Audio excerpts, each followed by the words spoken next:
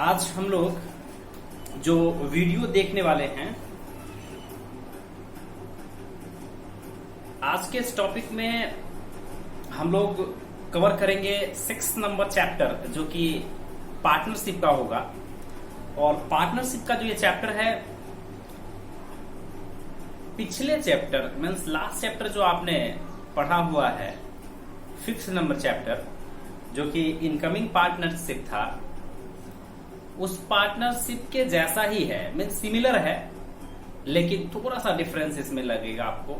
उसमें एक पार्टनर का आना होता था व्यापार में, और इसमें एक पार्टनर का कहीं न कहीं व्यापार से अवकाश ग्रहण या निवृत्त करना हम कह सकते हैं। मीन्स कि व्यापार छोड़ करके किसी भी कारणवश चले जाना, इसमें हम लोग देखेंगे। तो आप लोग निकाल लीजिए चैप्टर नंबर 6 आपके बुक में, पेज नंबर जो भी हो आप देख लीजिए। चैप्टर नंबर 6 निकालिए, जिसका नाम है साझेदार का अवकाश ग्रहण, है ना, रिटायरमेंट ऑफ पार्टनर। तो इस चैप्टर को हम लोग समझते हैं और देखते हैं कि इस चैप्टर में क्या दिया हुआ है, और समझिए इसको। मैंने कुछ बोर्ड पर लिख रखा है, साझेदार का अवकाश ग्रहण, है ना, चैप्टर का नाम, जिसे हम रिटायरमेंट ऑफ पार्टनर के नाम से भी जानते हैं, रिटायरमेंट ऑफ पार्टनर। अब पहले इस टॉपिक को समझते हैं, उसके बाद समझेंगे कि एक्चुअल में ये होता क्या है। जैसे ए, बी और सी 3 पार्टनर है व्यापार में, और ये तीनों पार्टनर में से सी यदि किसी भी कारणवश, आगे मैं समझाऊंगा कि क्यों व्यापार छोड़ करके जाता है, किसी भी कारणवश व्यापार छोड़ करके जाना चाहता है, मीन्स कि व्यापार में अब ये नहीं रहना चाहता, तो उस कंडीशन के लिए हम क्या करने वाले हैं, इनको यहां से विदा करने वाले हैं, मीन्स कि उनको भेजने वाले हैं घर। तो इस कंडीशन में सी अवकाश ग्रहण करने वाला साझेदार, I mean retirement of a partner कहलाएगा। अब इसे,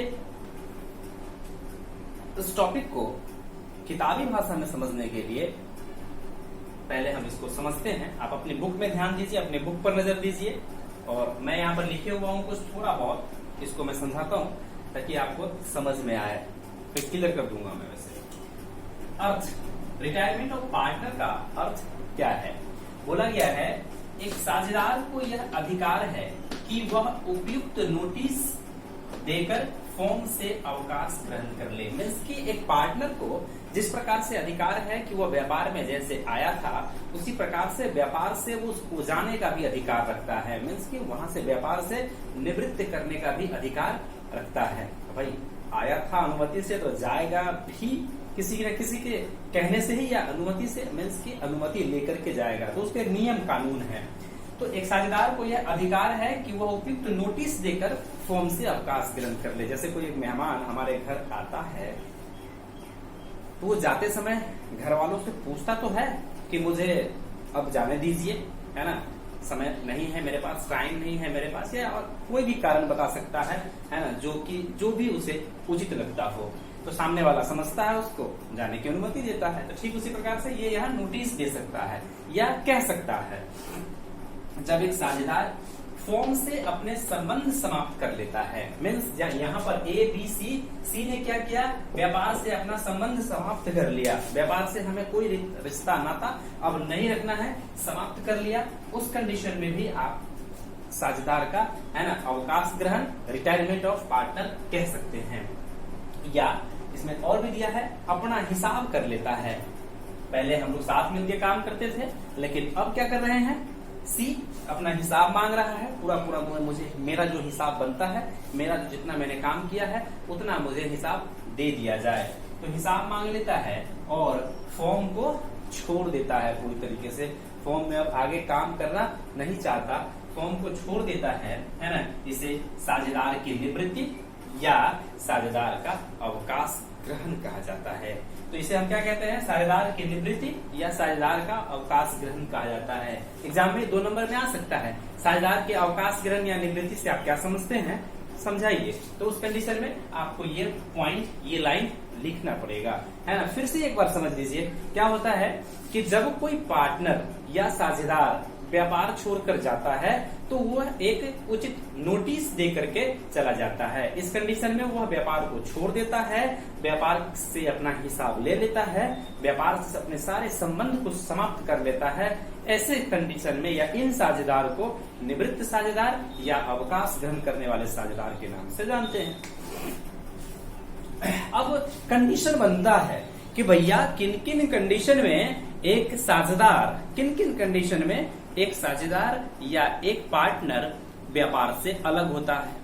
यदि व्यापार हम लोग 3 लोग साथ मिलकर काम कर रहे हैं और अलग होने के तो कुछ न कुछ कारण तो होंगे, मिर्च दाल में कुछ काला तो होएगा, तभी तो लोग अलग होता है। भाई हो सकता है कि कोई ज्यादा प्रॉफिट ले रहा हो, कोई कम प्रॉफिट ले रहा हो, है ना, कोई ज्यादा काम कर रहा हो और उसको कम फायदे मिल रहे हो, उसको वेतन नहीं मिल रहा हो, बहुत सारा कारण हो सकता है ना, एक व्यापार छोड़ने के। जब भी कोई एक दूसरे से बिछड़ता है तो उसके कई कारण हो सकते हैं। अब बाकी तो आप लोग समझदार हो ही। तो देखिए कई कारण हो सकते हैं। यहाँ बोला है एक साझेदार का एक फर्म से अलग होने के कारण, कई कारण हो सकते हैं, है ना। किसी साझेदार से मतभेद हो जाना, मतभेद समझते हो ना, तो वो चनकट दिए ना, मतलब मतभेद हो गया, झगड़ा हो गई। यहाँ बोला गया है जब एक साझेदार या किसी साझेदार से मतभेद हो जाना, एक साझेदार का किसी अन्य साझेदार से, मान लो यहाँ पर ए और बी है, सी का मतभेद हो गया दोनों से, तो फिर व्यापार में रहना तो उचित नहीं है, क्योंकि दोनों से मतभेद है तो वही व्यापार में रहकर करना क्या है, चल देना है। नंबर दूसरा कंडीशन, व्यक्ति बीमार हो जाए या शारीरिक कमजोरी हो जाए, है ना। कुछ होता है लोग बीमार हो जाता है, लंबे समय तक बीमारी चल रही है या उम्र हो गया हो, है ना। इस कंडीशन में जब बीमार हो जाए या शारीरिक कमजोरी हो जाए, उस कंडीशन में भी एक पार्टनर, एक साझेदार कहीं ना कहीं, है ना, अपने व्यापार को छोड़ देता है। नंबर थर्ड कंडीशन में क्या है ना, वृद्धावस्था के कारण व्यवसायिक कार्यों में रुचि न लेना। ये लगभग सिमिलर पोजीशन है। इसमें आप ये नहीं कह सकते किसी से मनमुटाव हो गया हो। मान लो कि बहुत दिनों से ए, बी और सी पार्टनरशिप में है, पार्टनर में है, पार्टनर कर रहे हैं, लेकिन किसी भी कारणवश अब उनको लगता है कि यार मन नहीं लग रहा है, अब व्यापार नहीं करना है मुझे, अब तो आराम करना है, अब तीर्थ घूमने जाना है ना, अब तो आराम से बैठ करके खाना पीना है, अब काम करने में मन नहीं लगता है, रुचि नहीं लगती है ना। अब आ गया समय रामायण महाभारत पढ़ने का, देखने का, है ना। तो ये जो कंडीशन है, ये जो समस्या है, इसके कारण भी कुछ न कुछ वृद्धावस्था के कारण कुछ लोग व्यापार से अलग थलग हो जाते हैं, क्योंकि अब मेरा व्यापार करने का टाइम नहीं है, अब आराम करने का समय है। तो ये कुछ कारण है जो आपको देखना है। तो ऐसा क्वेश्चन आ सकता है 2 नंबर में कि किन कारणों से एक पार्टनर पार्टनरशिप फॉर्म से अलग हो सकता है। तो ये आप लोग देख लीजिएगा। बाकी इसमें और भी कुछ दिया हुआ है ना। सेवानिवृत्त या अवकाश ग्रहण साझेदारों की स्थिति क्या क्या हो सकती है, तो स्थिति के बारे में आप लोग पहला नंबर, दूसरा नंबर, ये दोनों पढ़ लीजिएगा। अब है एक साझेदार के अवकाश ग्रहण का प्रभाव। भाई बहुत बड़ी बात है। किसी के घर से कोई व्यक्ति या कोई रिश्तेदार आया है, 2 दिन 4 दिन रहता है, अच्छा माहौल रहता है और वो चला जाता है, थोड़ा सा कहीं ना कहीं थोड़ी देर के लिए सही, लेकिन मन में लगता है वो रहते तो अच्छा होता। कुछ तो ऐसे होते हैं, अतिथि तुम कब जाओगे, सोचता रहता लोग कब भागेगा। कुछ लोगों को लगता है नहीं 2 दिन रह जाते, ऐसा होता है। इसीलिए यहाँ पर कि एक व्यापार से एक पार्टनर का अलग होने पर कई प्रभाव पड़ सकते हैं। अब प्रभाव कौन कौन से हो सकते हैं, तो सबसे पहला तो भैया जो रुपया वो लेकर आया था, वो रुपया वो लेकर के चला जाएगा। मीन्स पूंजी में कमी होगी कि नहीं होगी।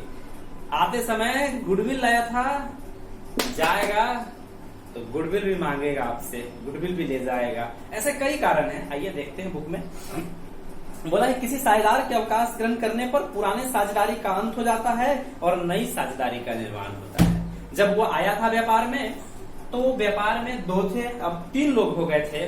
अब वो जा रहा है व्यापार छोड़ करके, तो हमारा रिश्ता उससे टूट जाता है। फिर हम 2 ही लोग व्यापार करते हैं, तो इस स्थिति में हम क्या कहेंगे कि पुरानी फॉर्म का विघटन हो जाता है और नई फॉर्म का निर्माण होता है। मतलब पुराने जितने भी संबंध होते हैं वो सब खत्म, नए संबंध स्टार्ट। फिर बोला गया है आगे कि अवितरित लाभ या संचित लाभ या हानियों के संबंध में समायोजन करना। इस कंडीशन में वो सबसे पहली बात तो ये कहेगा कि हमारा कमाया हुआ लाभ जो अभी तक मैंने नहीं बांटा है, उस लाभ को हमें किसी भी कीमत में दो, जिसको हम अनडिवाइडेड प्रॉफिट या अनडिस्ट्रीब्यूटेड प्रॉफिट के नाम से जानते हैं, वो हमसे मांगेगा कि हमारा उसमें जो हिस्सा बनता है वो हिस्सा आप मुझे प्रोवाइड कर दो। देना है भाई, हक है उसका तो देना पड़ेगा, है कि नहीं, क्योंकि अपना वो तो है नहीं, था तो उसी का, देना तो पड़ेगा। फिर है अगला, फॉर्म की संपत्ति और दायित्वों का पुनः मूल्यांकन किया जाता है। सबसे बड़ा बात कि जब वो जाएगा उस कंडीशन में फॉर्म की जितनी संपत्ति है उस संपत्ति में हिस्सा मांगेगा, और उसके बाद दायित्व जो भी उसके है वो दायित्व को चुका करके जाएगा। तो उसके लिए हम लोग जो खाता बनाते हैं रीवैल्यूएशन अकाउंट, यदि प्रॉफिट होगा तो प्रॉफिट लेकर के जाएगा और लॉस होएगा तो लॉस लेकर के जाएगा, लेकिन लेगा तो सही, छोड़ेगा नहीं।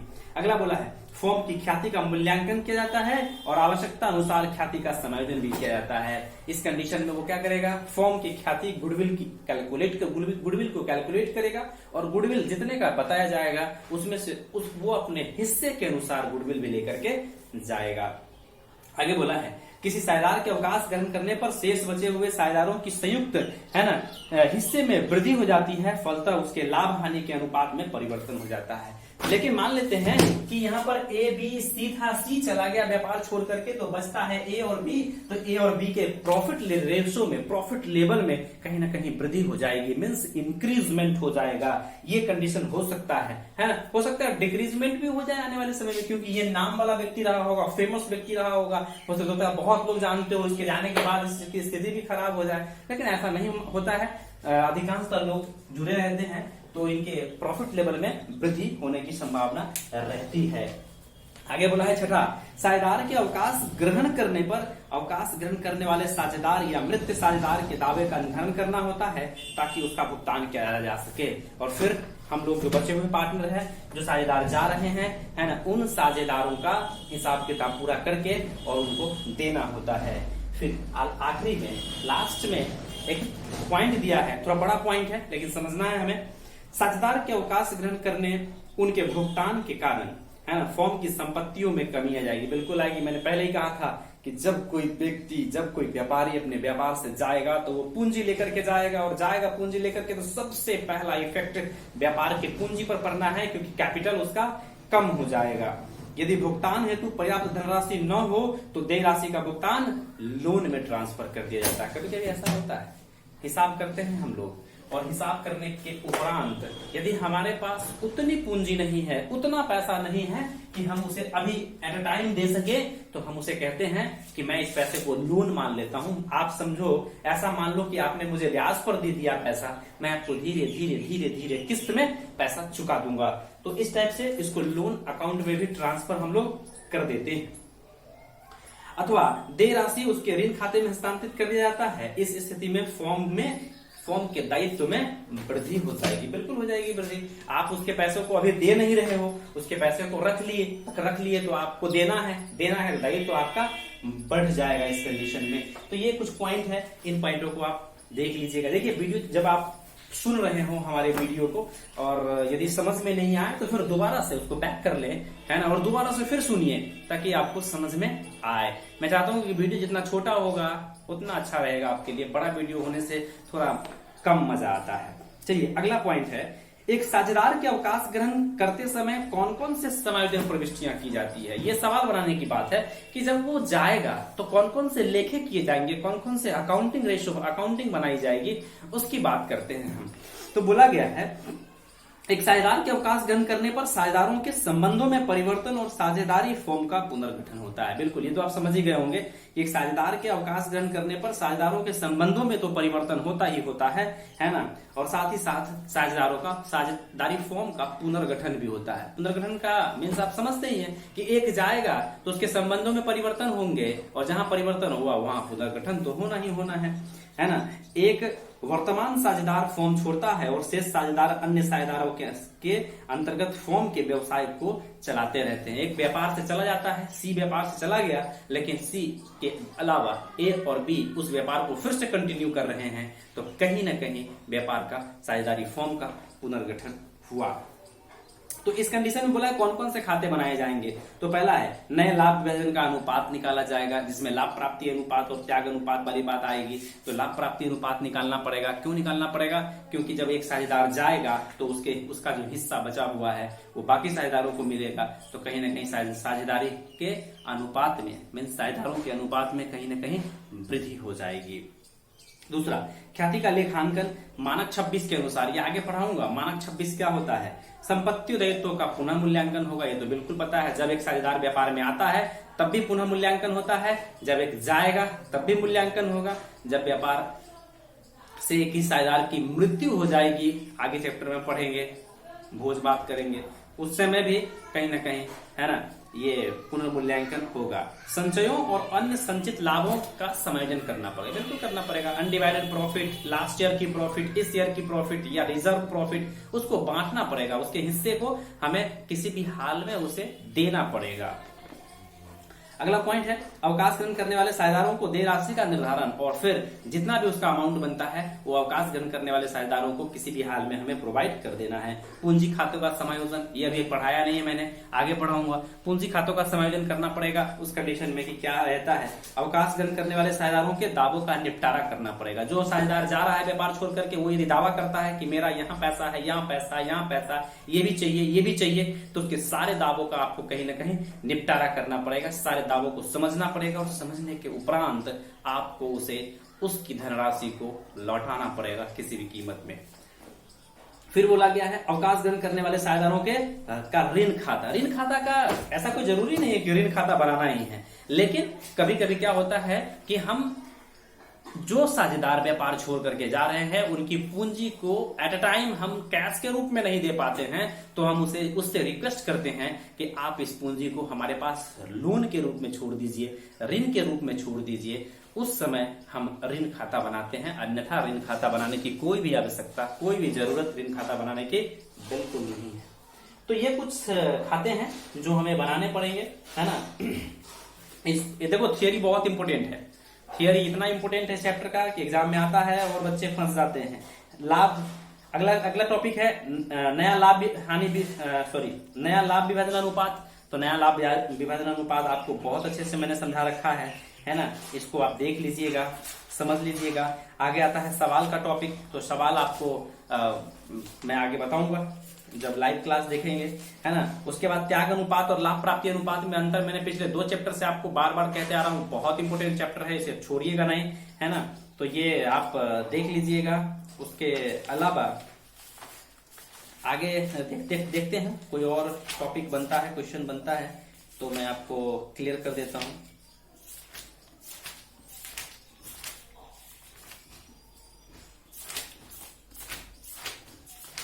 आगे इसमें और कोई टॉपिक है नहीं, है ना। चलिए क्वेश्चन लिखिए आप लोग, फटाफट लिखिए क्वेश्चन। पहला क्वेश्चन तो यही है कि अवकाश ग्रहण करने वाले साझेदार से आप क्या समझते हैं, या साझेदार की निवृत्ति से आप क्या समझते हैं। पहला क्वेश्चन, साझेदार की निवृत्ति से क्या समझते हैं, या अथवा अवकाश ग्रहण करने वाले साझेदार को समझाइए। नंबर दूसरा क्वेश्चन लिखिएगा, किन परिस्थितियों में एक साझेदार एक साझेदारी फॉर्म से अलग होता है। दूसरा नंबर क्वेश्चन। तीसरा नंबर क्वेश्चन लिखिए, एक साझेदार के अवकाश ग्रहण करने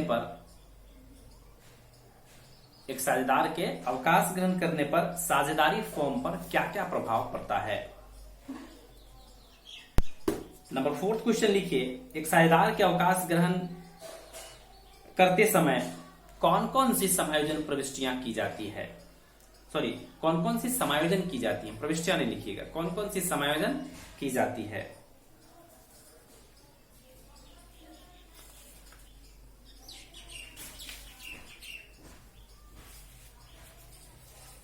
ये क्वेश्चन आपको लिखाया ही गया है। लाभ प्राप्ति अनुपात से आप क्या समझते हैं, त्याग अनुपात से आप क्या समझते हैं, है ना।